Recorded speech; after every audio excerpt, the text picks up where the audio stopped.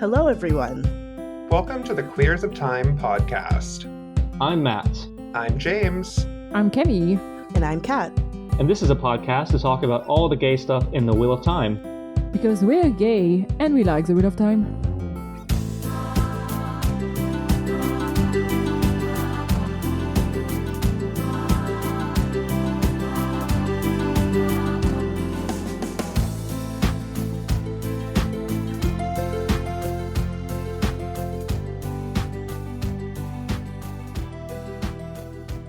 As always, thank you to our feral venerator of soiree, Lurks. We'd also like to thank Travis for making our transcripts and Kevin for the promo videos. Okay, so last week we discussed the first episode of Wheel of Time, in which a power lesbian in blue suspenders adopts 4 feral children and tries to keep them alive. It was an amazingly fun episode, but the adventure doesn't stop there. Join us this week as we discuss all the best and creepiest of episode 2, Shadows Waiting. I had not read the intro before you read it and I was surprised. They're feral children. It's true. It's accurate. Did I tell lies during the intro? Not a single one. So like last time, we're going to start with our favorite moments of the show, of the episode. Let's start with James. James. Ooh. So I struggled to find favorite moments in this episode because it was all kind of on the same level of good. I don't think any of it was great. Oh. To me, there were a few only standout things, and that's what I put here. Mm-hmm. But I think it was pretty solid throughout the entire episode. Mm-hmm. So I will say that Eamon Valda is completely terrifying, and they did an amazing job of introducing this character in 2 whole minutes. Mm-hmm.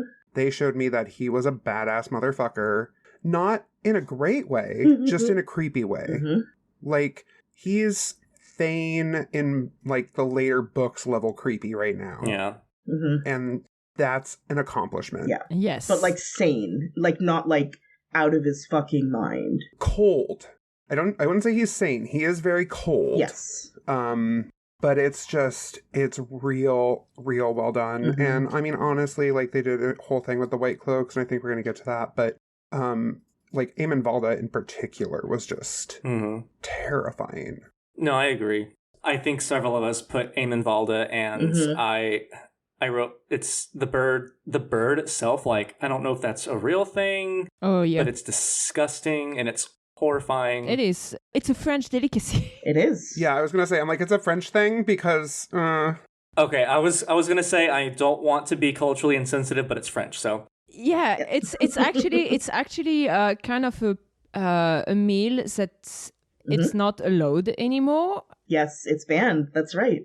But when it was allowed, it was a delicacy, kind of an expensive one, but still a shameful one. So people would eat it below a tissue, not a tissue. Cloth or something. A cloth, so that. So they're ashamed. Yes. It was a way to show status, because it was a weird way to show status, but also you're supposed to be ashamed of it. The choice of using that and incorporating it into the show to really showcase who he is as a person, perfection. I don't think it's the first TV show that does that, that associates this specific bird, which is an ortolan, I think. It's not the first TV show that used that for villain. I don't remember what other, but I remember that this was mentioned when the episode came out. Mm-hmm. Don't ask me to cite my sources, but I'm pretty sure that someone eating super expensive, potentially dangerous food is a villain trope. Oh yeah. I'm pretty sure I've seen a villain eating fugu before in an introduction to them. But yeah, so it's hard to say this is a favorite thing because I hated watching it and it's viscerally disgusting, but also it's so well done, and getting that sort of emotional reaction out of me is a sign of good TV. So yeah, one of my favorite moments is basically just agreeing with James about just that whole thing. Yeah. Yeah. The actor is so good. He's What did you say you heard someone eat? Fugu. Are you and what is that? Fugu is pufferfish. Mm-hmm. Huh. Pufferfish it contains a tetrodotoxin. Is that like the poisonous one? Yeah, it contains a tetrodotoxin that can like kill you if it's not properly prepared, and it's like super dangerous to eat because if the chef doesn't make it correctly, you can die. Kat, you also had Valda in your moments. Is there anything else you wanted to say about him? No, I think we kind of covered it. There wasn't really anything. I mean, other than like the actor, I'm continually impressed with the casting for this show because the actor who plays him is like, I mean, I never really pictured how he would look, and I feel like he was probably described differently in the books. It doesn't really matter. The actor is perfect for this character. He is so good at playing like a dastardly cold villain, and I can't wait to see the horrible things he's going to do to our faves later on, because he's going to do more horrible things, I'm sure. I can't wait. I can't wait either. Actually, I can. I'm kind of scared. I don't want to see it. I know. I'm kind of unsettled. Like, we're just at the tip. And so watching these episodes again, it's really reminded me of, like, we're just at, like, the tip of everything that's going to happen here. Like, we haven't even really got into it. And it's still, they're all, like, unbelievably traumatized already. And we're just on episode 2. Just the tip, ma'am. Just the tip. I mean, I don't think they're all that traumatized. Well, I don't know. I think they know that more is coming. At least some of them do. Yes. I think Egwene is aware enough to realize that they are in a very, very grim situation. As the most intelligent member of the EF5 without Nynaeve being there, this is true. I agree. Yes. With Nynaeve being there. Someone is just very saucy tonight. I'm sorry. I think Egwene is more politically inclined and long-term inclined than Nynaeve.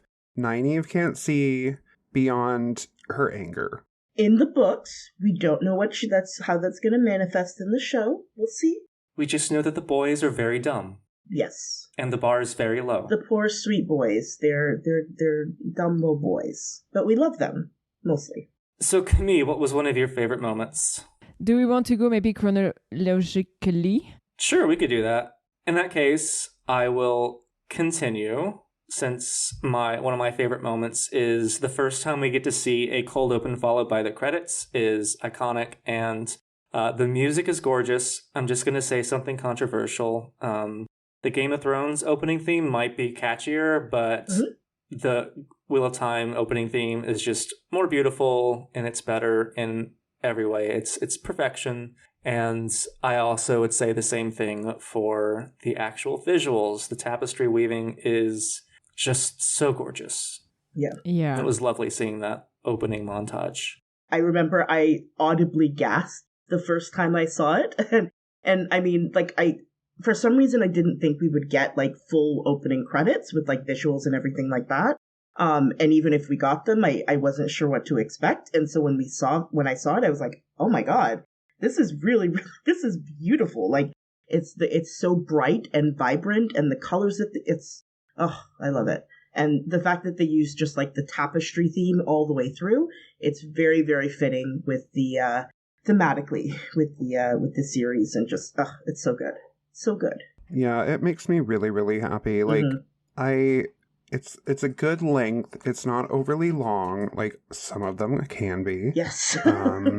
But it made my heart really happy. Yeah. Yeah, I think it fit well. And I kind of agree with the comparison with the Game of Thrones theme, because yes, the Game of Thrones theme is catchy, but it's also so repetitive. And yeah, I had to play it once on the violin, and I hated that. Oh, I bet, yeah, because it's the same groupings of notes. I don't even remember the Game of Thrones intro. Like, I legitimately do not. Wow. I definitely remember it. It sticks in your head, man.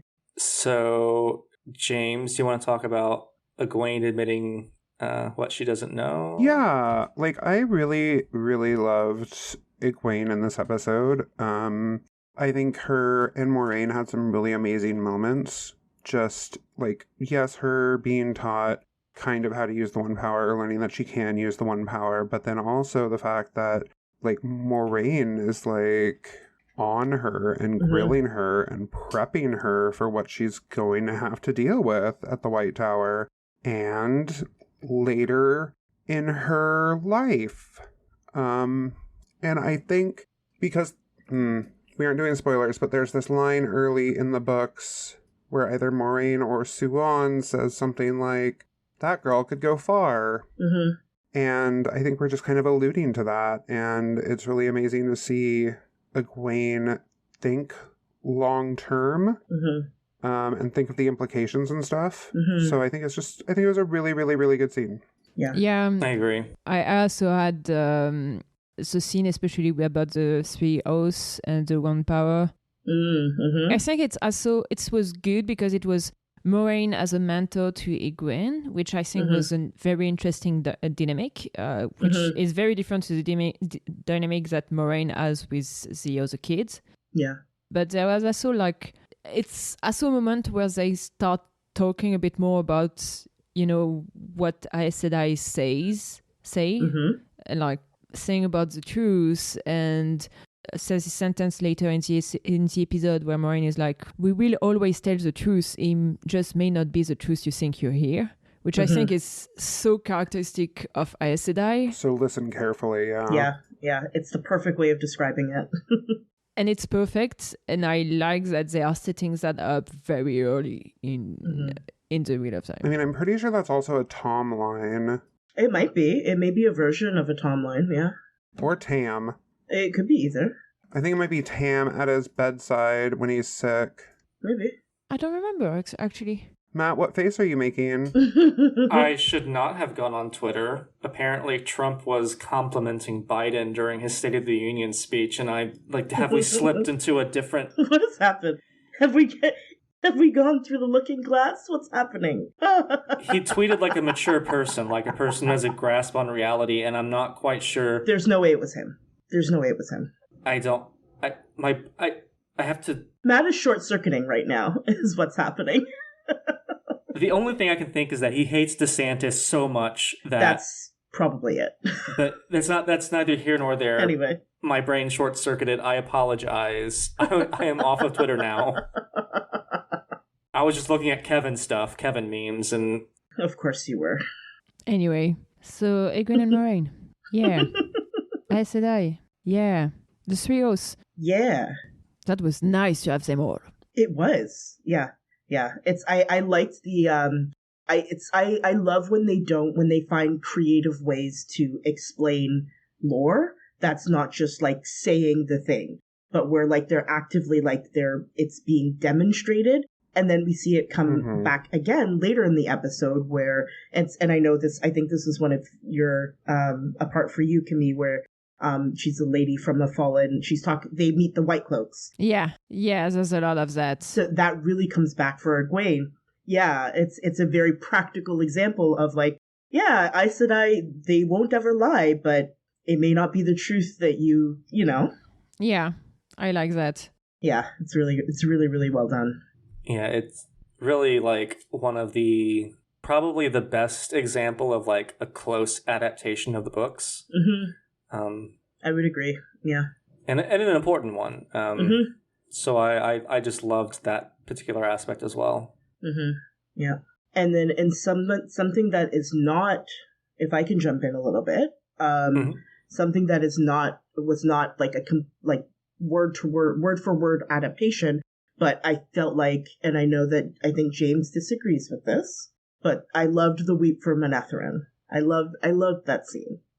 I know James is currently rolling their eyes, but I loved it because this is the thing. In book form, the monologue by Moraine is perfect. It's iconic. I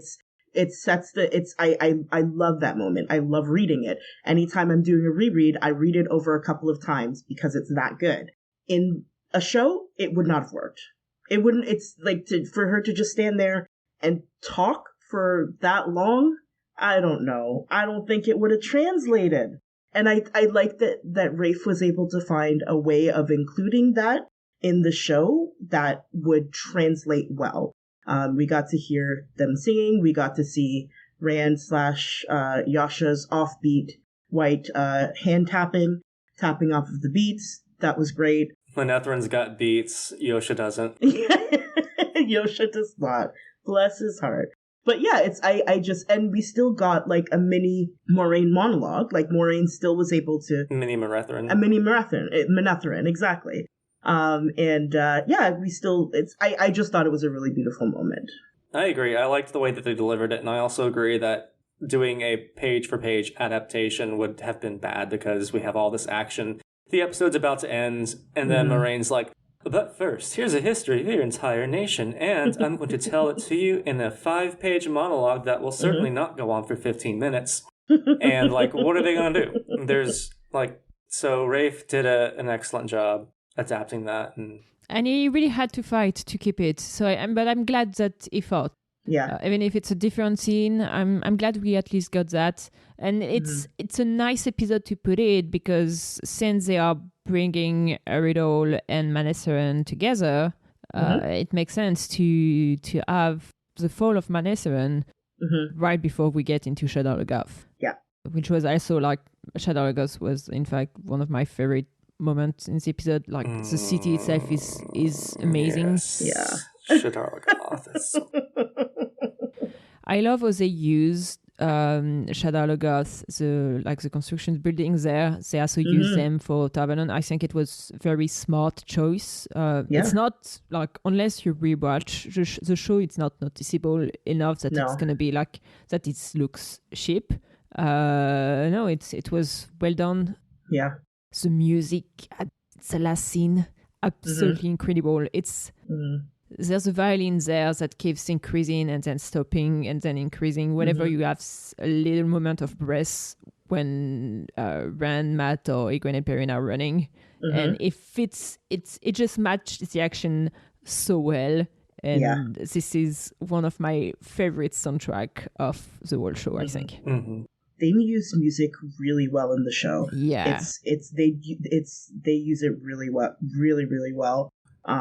When Mashadar starts spreading and forcing them, and like it's obvious that it's like there's some intelligence to it because it's intentionally separating them, and it's like it's following them everywhere they go. It's so good, and like they were able to include like a little bit of humor with Matt and Rand trying to get on top of each other's shoulders, and with that, and like it was so good. Everything about it was very, very good. The Matt Rand shippers won today. Oh, they did. Oh, they won with this episode. Or did the Perrin Matt shippers win today? Because that was a sweet conversation between the two of them. That was very sweet. That was a nice conversation. I really love that we got, because Matt and Perrin, outside of that, don't spend much time together, especially since Bernie Harris left at the end of episode 6.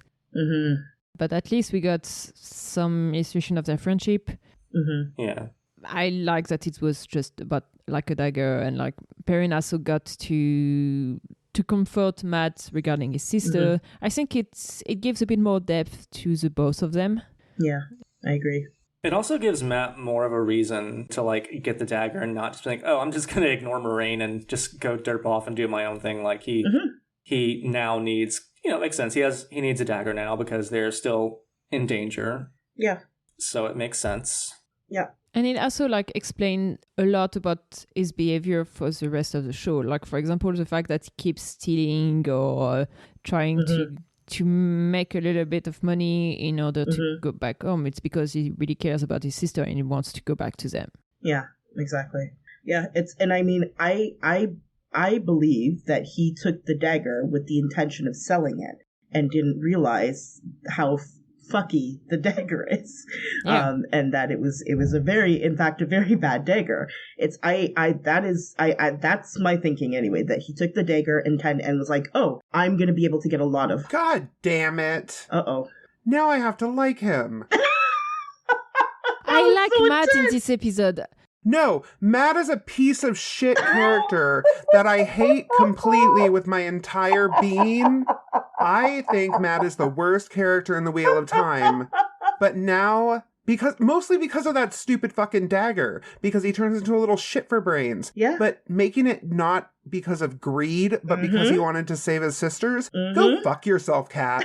Go fuck yourself hard. Yes! I am angry at you. I've done it. You know what? I was biding my time because I was going to be like, you know what? I want to get to the part where I'm still mad about wheat from Manetheren, but that's gone now. I know. That's gone. It's out of your head.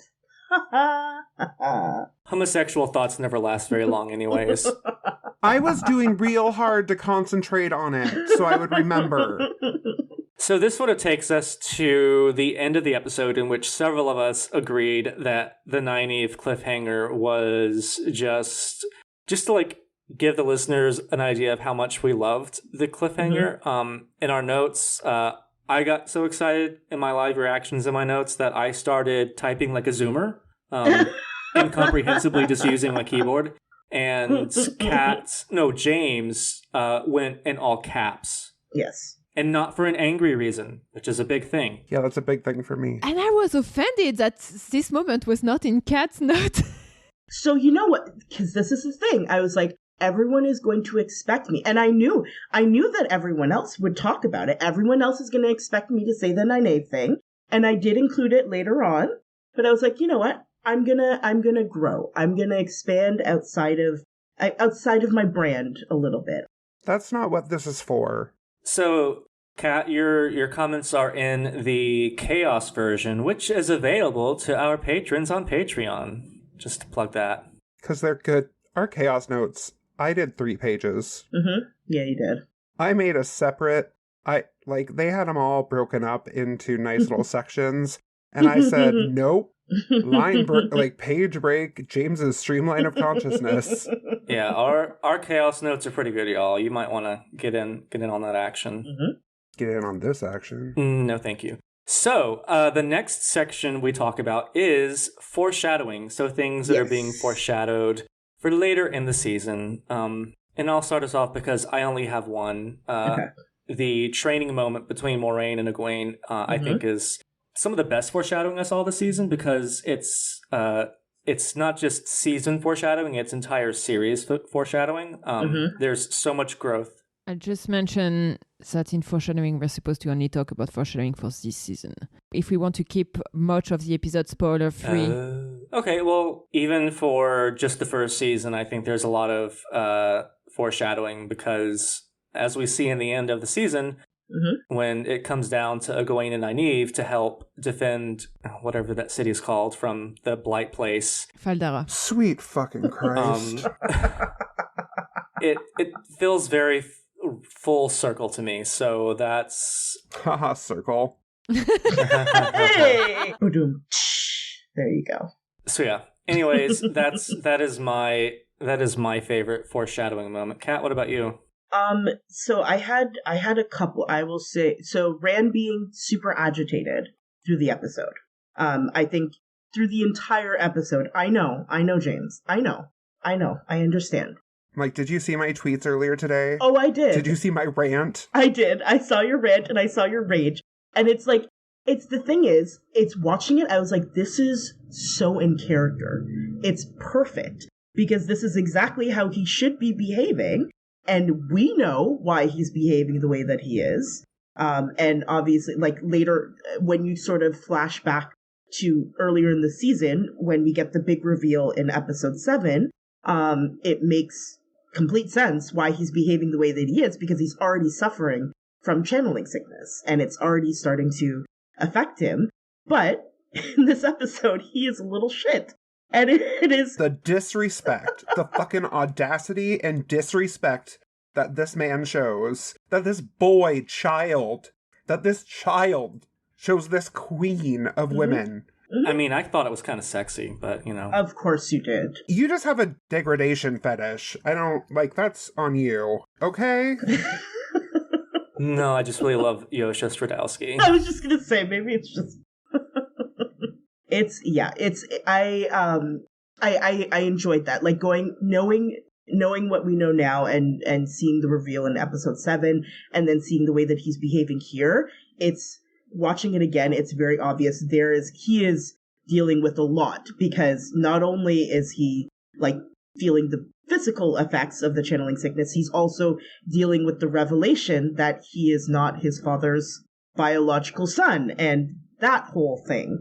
And so it's poor Rand he's going through it. He is going through it. I'll just say that if there is indeed channeling sickness, I don't think it was well done in the show. Because it's like, no, like we don't really have very like explicit channeling sickness in the show. We are blaming Rand's moodiness on that, but is that us book reader trying to see things where there's nothing? Maybe. Or because like typically if you ask just a show watcher, channeling sickness, they don't know what it is about. No. And I think if they were really using that, having something a bit more explicit would have been nice. Maybe they will do something more explicit in the latest season, which in that case would be fine. I think season 2 will see some. Yeah, I think so. But so far, I don't want to say, oh, it is channeling sickness, because maybe it's not. Yeah, I think it's just Rand being an asshole. I think it's just Rand not knowing his fucking place in the world. James is so mad about this. I agree with you. I legitimately had to pause for like an hour. Yeah. I went and did something else. I know, I noticed. I know, I saw that. You were... I had to leave. I had to go away because I said no. Did you not remember from the last rewatch that you did that Rand is like this in episode 2? I haven't seen I haven't seen this in almost a year. Yeah. It's been a minute. This is all pretty new. Like, still, like, I remember the beats, but the specifics are hazy. Yeah. So seeing this, I mean, it's like, you know, reliving childhood trauma. Yeah, you were there when it happened, but you kind of blacked it out a little bit. You blacked it out, yeah. Yeah. Your brain did a protection on you. I protected myself. Do we want to move on, Kat, your second foreshadowing moment? So I don't know if this necessarily counts as foreshadowing, but I do. It's again talking about the music and the way that it's used in the show, where the scene where Perrin sees the wolves for the first time, and it's sort of the music is tense at first, and then the wolf comes and like obviously Perrin is very unsettled and probably terrified by these like group of wolves suddenly there, and then the wolf comes and licks his wound, and the music is suddenly like upbeat and sort of like almost like happy and bouncy kind of. And it's just like, I don't know, like it was just kind of it seemed to me kind of an indication that like, this is okay. It's weird. We don't know what it is, but this is okay for Perrin. And just, I like the introduction of the wolves. I hope they don't talk. I really hope they don't end up talking because... Oh my god, if they end up talking, I'm gonna be so mad. I don't know. I can't. Rafe, nothing will make me not love you. I will, however, love you less.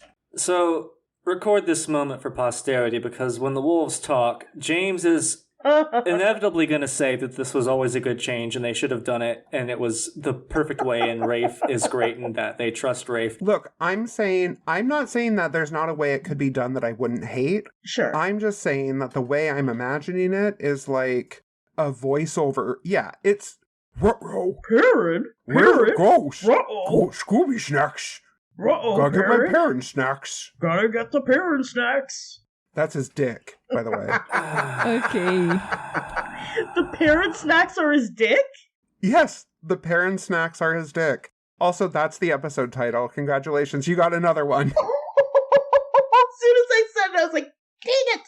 Wait, no, I'm happy about this. I get another title.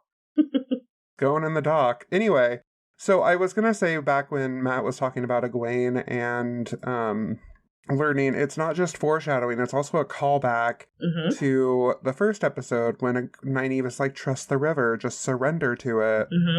Yeah. So it was very good. I liked the little bit of foreshadowing we saw about them cutting off, the White Cloaks cutting off their hands, because that comes up a little bit. And I remember this being a big conversation because that's how they all learn to channel with their hands, so they kind of do need them to channel. But they don't. But they don't. They do, but they don't. Yeah, they do, but it's not required. See, I said I from the White Tower do because that's how they are taught. Yes, right. Exactly. And that's the mental block that they have where they cannot think of anything else. Yeah, which I love. Oh, I can't. Oh, sorry, I just started thinking about the different, like, types of channeling we're going to see with like among different with the Aiel or the sea folk. Do you know how excited I am to see those thick ass sea folk weaves? Ooh. Those are gonna be so thick. I hope they just sort of cut the sea folk out, to be honest. Okay, good night, everyone. Okay. So you're a racist? Cut the podcast, dead ass. Because those are some of the only black people that we have in the show, in the books. You hate... Oh, no, it's not that you're racist. It's that you hate female nudity. Anyway, what I wanted to say, just because since we were talking about wolves and voiceover, a year ago, so 20 February of 22, I made a poll on Twitter of Time to ask, like, how would you all feel if the show does not do voiceover for wolves? For example, we only have silent communication between Perrin and the wolves. 39% of the 1,500 people who voted say they were totally fine with that. 42% were disappointed, but okay. 10% were pissed off, and 9% could not care less. That sounds about right for the fandom. 42% disappointed if there's no voiceover? That sounds surprisingly high for me. 9% said that they couldn't care less. Yes. That's stupid. That's a choice. That's certainly a choice. Do the math. How many people are stupid? I mean, only 39% would be fine with no voiceover. I was shocked by that. That is wild. That is actually quite shocking. I am sure. So I am sure that they could. That's not true. Let me rephrase. I don't have a problem believing that they can find a way to make a voiceover not corny and not cheesy. That's my thing. I'm struggling. They can. I don't have a problem believing because I have faith in Rafe and the producers and the editors and the writers and all of that. I don't have a problem believing that. I'm just not. I can't see it. I don't have the vision. I have a solution. James Earl Jones. I do not know this reference. Oh, Mufasa? Yeah, Mufasa. Mufasa, Darth Vader. He plays a lot of iconic voices. Okay. Yeah. Very deep, lots of gravitas. The Lion King, I only watched that in French. Oh, okay, so maybe he wasn't. He probably wasn't voiced by... No, he didn't learn French for that one role, Kat. Who knows? Listen, this is James Earl Jones we're talking about. We don't know. Or Morgan Freeman. No, I don't want some weird-ass... He has problems. Morgan Freeman? Morgan Freeman is problematic. Okay. Wow. Okay. So, moving on to Padan Fane whistling, Camille. Yeah, I just, every time we hear about Padan Fane, I am excited because that's something... Was it explicit in the first season? We don't know really. Well, kind of. The whistling does appear quite a few times, and like it was said by everyone that it was their way of showing that Padan Fane was around, and I like that. It's I think it was a nice way of showing that he was always there. Yeah, that he's lurking in the background. Yeah. Very creepy. Adds to the ambiance. Yes. Yeah. The ambience. Oh boy, the ambience. And other than that, well, I think this episode had a lot of tiny hints about like the rest of... It's never big moments that you really want to spend 5 minutes talking about, but it's small thing like I'm a lady from a fallen house. Yes, it's Moraine Damodred. Yes. We don't know that. Her name is never said in this season. It is. It is. When is her name said? Yes, in the Hall of the Tower. Swan Sanchez says that Lady Moraine Damodred. Yes. Okay. And she says it in the best way, too. I'm sorry, Lee. Clearly, I have not watched that scene as much as some people. I mean, yes, I've watched it a ridiculous amount of time, and I have no problem admitting that. Moving on, I will not forget your faces should we meet again. Valda does not forget their faces. No, he doesn't. Listen, there's no birds, there's no bugs. That's also connection to the wolf because Perrin, again, having better vision, better hearing, wolf senses. And it's a lot of tiny things like that, but I really like that. Yeah, it's true. There's this episode, it was it was very much a traveling episode. Like it felt almost, there was a lot of traveling. There were a lot of like little moments. And then at the end, shit got real. And it feels like now we're into like the meat of this. We're getting into the meat of the story. And it really feels like that towards the, by the end, when now that everyone is separated and all of that. But yeah, once again, this is a good show. Yeah. It is. But it is not without some issues, which brings us to our next section. Change is scary, and so... Go ahead and say all of your negative points, because you only have negative points for that part, and go through them. Go! Change is scary, and so is the drama. I thought this was the section for our criticisms. I know. No. Actually, like, I don't know if it's just criticism or also just difference between book and I took that as difference between book and show, but it can be criticism too. Yeah. You know, if we are praising the show without qualification. No, go ahead. I'm just making fun of you, but that's fine. And my last point is actually a praise of the show because they didn't make a change, and that was they almost put bears in place of the wolves. Like, yes, I get Perrin is bear coded in the gay community. But did we need bears in the show? Who came up with that idea? And thank you, Rafe and Sarah, for putting your foot down. Once again, thank you, Sarah and Rafe, for saving our lives. We owe you everything. I'm not saying I would have liked it. I'm saying I would have learned. Oh, you would have defended it. I would have learned to like it. I know you would. Is there anything you wouldn't have learned to like? No. I feel like there's nothing that's come up yet. There's nothing that James wouldn't have learned to like. So to get my negative, nasty opinions, my book cloak opinions out of the way first, my first is an apology to the Twitter of Time community, but maybe it's knowing that he left the series, but on this rewatch, I'm just not invested in Barney as Matt. I am invested in Matt as a character, but like, yeah, he has little quips, but like, there's just not a lot of emotion behind his line deliveries, and I think that he's the weakest actor of the EF5. Also, I hate the fact that he started the Manetheren song because he was so off-key and it was so bad. It wasn't even bad in a good way. It was just bad. It was painful to listen to, and when... It cannot be worse that Rand just doing the beat off tempo. I mean, he's super white, though. I mean, we just expect that. Yeah, we know. But, like, I'm sorry, like, I respect Barney as an actor, but he was just weak, the weakest of the five, you know? I wonder if they edited some of his parts after they knew he wasn't going to be returning before release. Yeah, it's possible. It's possible. Yeah. I don't know. I don't disagree with you, though, Matt. I think he was the funniest out of all of them. He has the most one-liners, but that's all he has. That's all he has to offer. Yeah.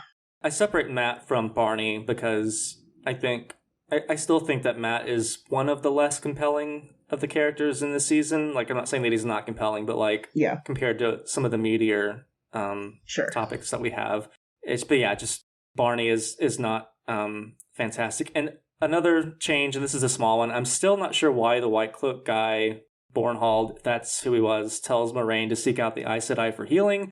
Like, I get that not all of them are militant extremists, but like, why on earth would a White Cloak tell someone to seek out the Aes Sedai for help? I got to thinking about that, and at first it didn't make sense. On the other hand, I think they're trying to set up the White Cloaks as not being a monolith, especially for spoilers. Yeah. With future characters and seasons. Yes.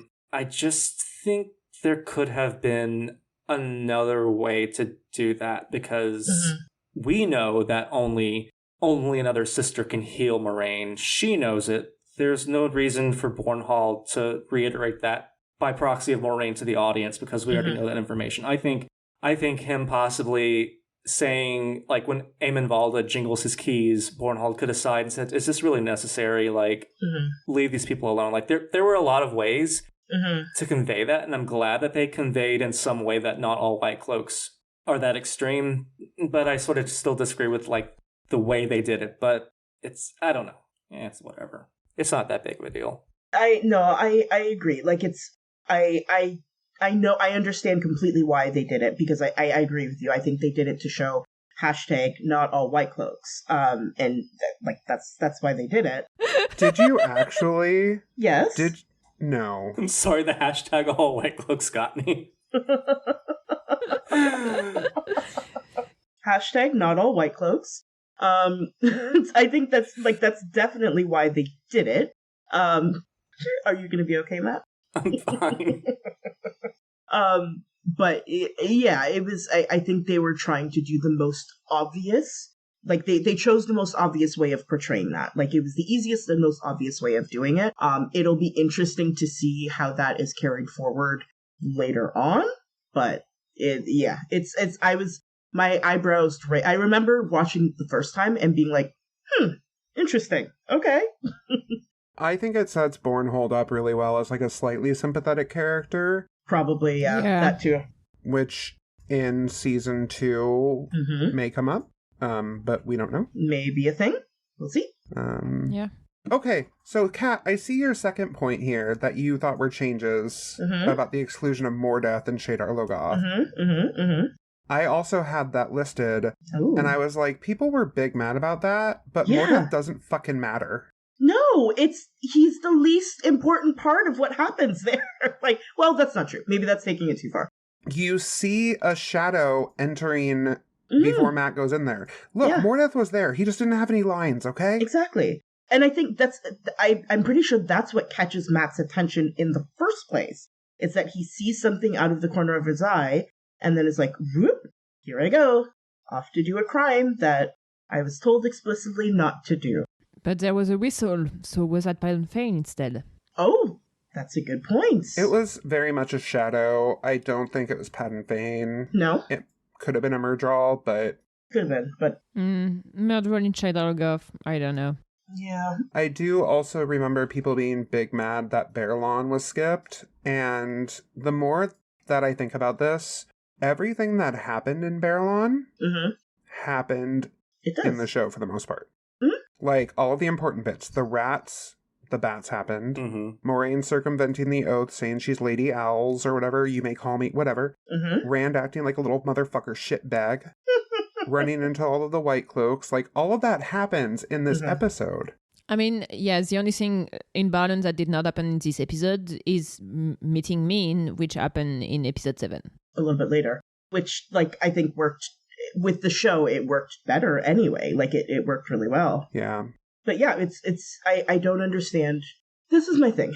I think sometimes people complain about changes, and they're thinking about it in a book sense and not how it's going to come across on a TV show. Hey, Google, define adaptation. There you go. Like, just... Exactly. Yeah. It's an adaptation. It's supposed to be a little different. I would say most of my disappointments with the changes were like small things where my reactions, oh, that's kind of sad. I would have liked to have seen that, but I understand why. Like, I would have loved to have seen Whitebridge because I wanted to see the bridge come to life, but I didn't, and that's okay. Yeah. And there was a lot more important things to get across in the limited time that they had. So yeah. And like, the nice thing about the show, having like a show for Wheel of Time, is that we might see Whitebridge at a later time. They may find a way to incorporate it back into, like it may show up later on. Back when they get that Rings of Power money, they'll be able to do that. That's right. James, is there the changes you want to mention? I had a slight change, so I did like that they kind of upped how serious it was with Moraine actually, inadvertently killing Master Hightower. People were mad about this. Yes, people were big mad about this. But it was upping the stakes of it, and also, like, you'll notice that when Master Hightower actually jumps in and he's going towards it, Moraine stops channeling. Yes, the damage has already been done, but at that point, if she had continued to channel, she would have killed him. Yes. He did that all himself. So they make a point of showing that she stops channeling, because she would have seen it through to the end. She would have just kept going.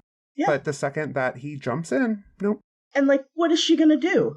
What is she gonna do? He jumped in. What is she gonna do about that? I also remember people being super pissed off about the design of the dagger, but I like it. I think it's cool. It's a dagger. It's an expensive looking dagger. Which is the point. I mean, you don't understand. People... Okay, so you guys don't play Magic, but for the people that play Magic, I compare Matt fanboys to Jace fanboys. Oh. Thank you to all of the, 5 listeners that will get that. Who are like, I get you. They're just insufferable. Oh, no. I'm sorry for all the Matt fanboys that actually listen to us. Sorry. Some of you are great. Not many of you, though. Not many of you. We love all of our listeners, no matter which character you like, and we appreciate all of you for tuning in and those of you who donate to our Patreon. So please don't take this as the views of the Grizz of Time podcast as a whole, just as James being the real salty anti-Matt self. Yours truly, a Matt fanboy. Okay, moving on. There was a few change. There's not a lot that I don't like in general in the show. Mm-hmm. I particularly enjoy the White Cloak being a lot more dangerous. We already mentioned that, but it ramps up so many things about them. I love that. Mm-hmm. I know a lot of people were disappointed by the progression between Perrin and the wolves during this season. I don't mind it. Yeah.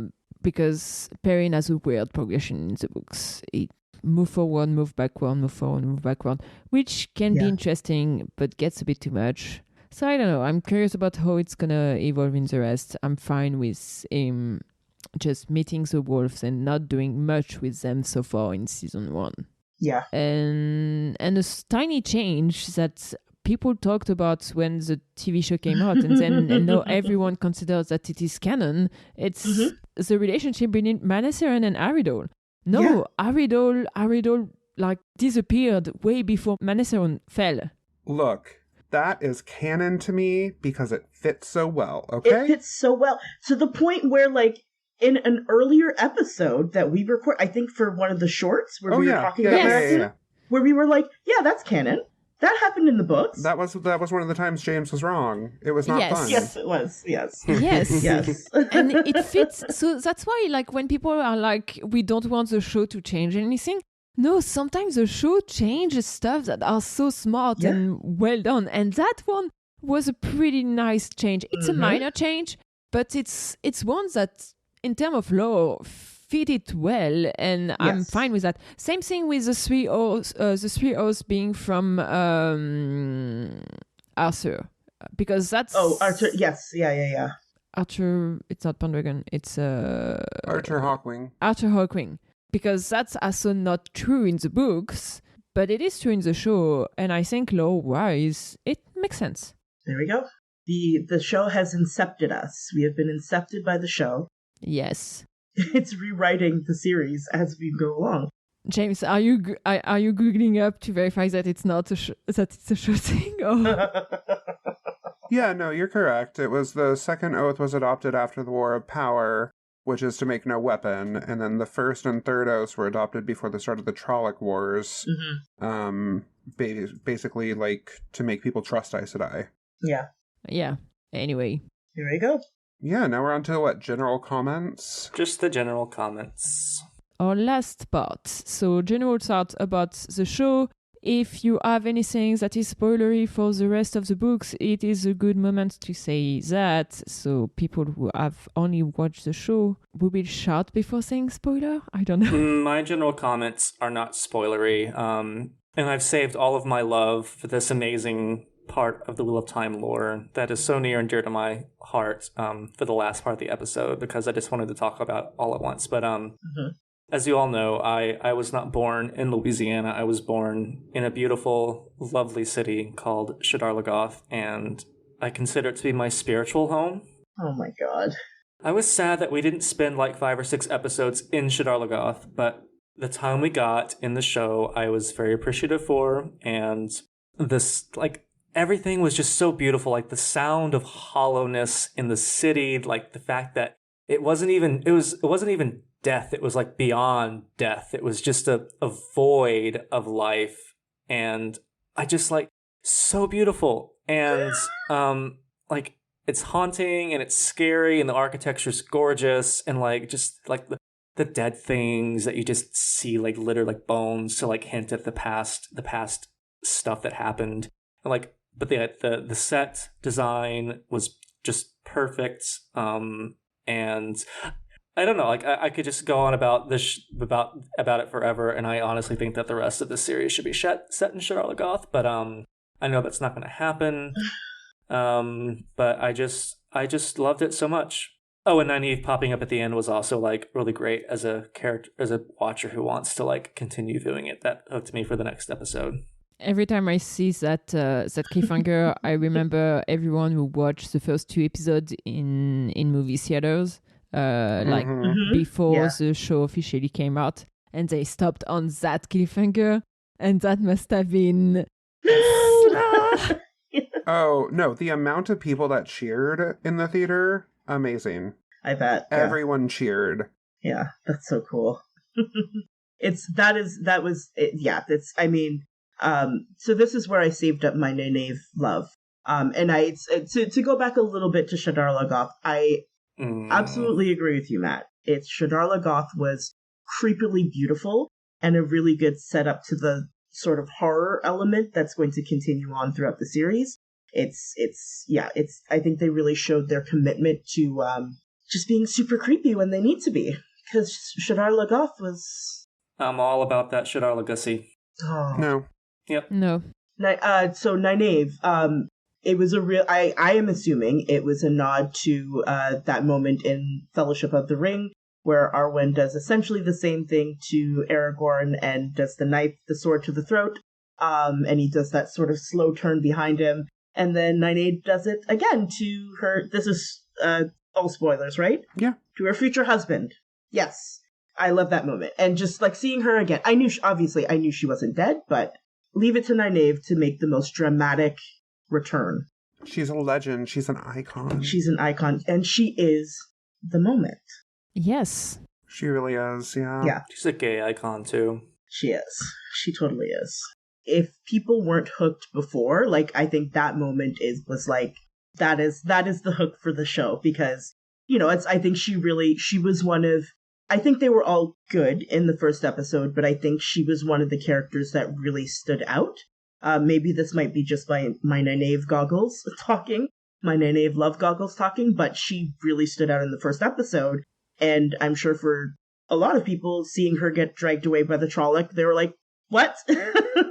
And so seeing her triumphant return is just, It makes me happy. Yeah. It's very good. It's very, very good. Camille, do you want to go next? Because I want to go last. I think in general, there was a lot of... So mine are very spoilery, so for the rest of... There was a lot of foreshadowing for future season in this episode. There was... she didn't make weapons, she made tools, which is... It's basically a summary of Perrin's whole story between the axe and the hammer. It's the weapon versus the tool. Mm-hmm. That's the whole deal there. And I love that it's mentioned episode 2 first season. Mm-hmm. There was also... We mentioned a little bit like the phone of Manethan. The camera on that was very well done and very traumatizing. I will say that. Oh, it hurt. It hurt. It was like a gut punch. I was very intrigued by the tension between Valda and Bornhall, because in the book, Valda kills the Pedronial, if I remember well. Yes. Which is his boss. Mm-hmm. And this tension there, I don't know which white cloak we're gonna keep, but I do think that Valda is still gonna do these kind of shitty things. Also, I was wondering, because Bornhall goes to the west, do we know whether Bornhall shows up in season 2? Because maybe he's just gonna stay west around the Two Rivers and then show up in season 3 again. I think we saw him. Did we not see him in a I don't remember. In like the season 2 the sort of like little reel that we got? Yeah, the teaser. Do you know how long ago that was? I know, it was a very long time ago. I thought my brain may be making that up, but I thought I remember. I know we see white cloaks there, but I remember a white cloak leader that was not one we had seen before. Yeah. So I don't know whether we see other... People will let us know. Once this episode comes out, people will let us know. Okay. So do you want to finish, James? Yeah, so I'm gonna share a GIF that I don't think I've released publicly, but it was one of the GIFs that I made, and I'm gonna share it in host chat for everybody on Discord, just so I can get your guys' reactions live. Matt might have seen it. Oh God! Oh my God! Come on! Jeez. Okay. Come on! We need to explain that. Come on! So for an explanation, so this is the alt text of the GIF. Yes. This is right after Rand has removed the bat from his throat, and you still see some spit falling from his mouth. And this is Matt saying, "Light, Matt, that was a big loud. You could have warned me." And James is very proud of their joke. Yes. I am very proud of that joke. It's a good one. Yeah, James looks very... it is a good joke. It is, I agree. I am surprised that you did not put it publicly before. Me too. I mean, this is when I was still making... I guess I am still making GIFs for Dragon Mount, but I didn't want to release that and put the Dragon Mount, thing on there. And then be like... have Jason from Dragon Mount talk to me and be like, look... Maybe we shouldn't. Maybe that one shouldn't have our logo on it. You know. But I can't... I wanted to upload it to Giphy with all the other ones and just sneak it in there, but... This is a new thing. James usually induces one of a few emotions in me. Disgust, annoyance, or humor. But this time, James has managed to induce 4. I am exasperated with James. I'm disgusted at James.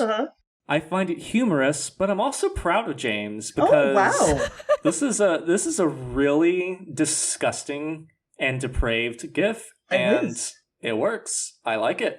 I've seen worse. It's good stuff. I wish I had never seen it, but yet I feel pride. I will never be able to watch that scene ever again without thinking about that. Never again. This is true. And I think it is a good time to say thank you so much for listening to this episode of the Queers of Time podcast. If you liked our show, please give us a review on Apple Podcasts. You can also follow us on Twitter, if it still exists, because today it was not existing anymore.